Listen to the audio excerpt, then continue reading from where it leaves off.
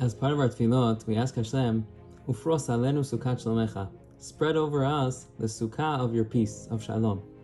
And we see a connection between sukkah and shalom.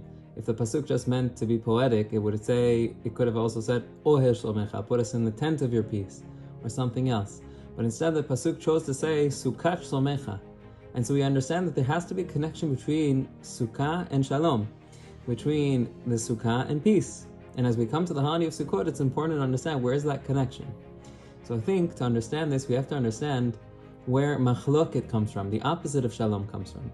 Where is it? What causes us not to be with peace with one another? You see, a lot of times machloket comes from jealousy.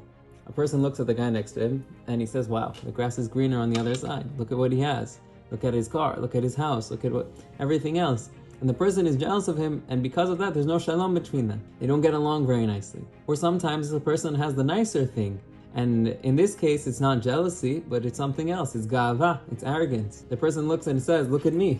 Look at my house, my car, my possessions. Look at how much I have. And that causes him not to be b'shalom with the people around him that have less. It causes him not to get along with people that have less than him. And we come to the holiday of Sukkot, and very, very soon, we're going to be all living in these little Sukkot. Now what is a Sukkah? A Sukkah is fundamentally a building without a proper roof.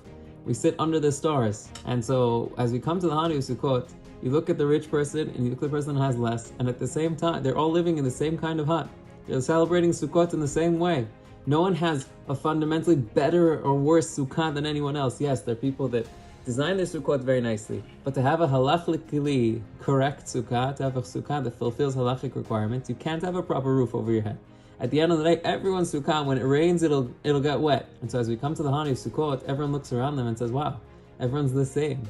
Hashem asked us all to live in the same sukkot, and it reminds us of something else. It reminds us of the sukkot that our fathers used to be in. There are two opinions why we celebrate Chag HaSukkot. Some say we lived in huts when we left Egypt, and that's what we're commemorating, and some say it's Ananei HaKavod. But regardless, when Bnei Yisrael left Egypt and they were in the desert, they were all in the same kind of housing. And so as we celebrate the holiday of Sukkot, it reminds us that we all came from the same place. We're all one nation, and we're all living in the same huts even today.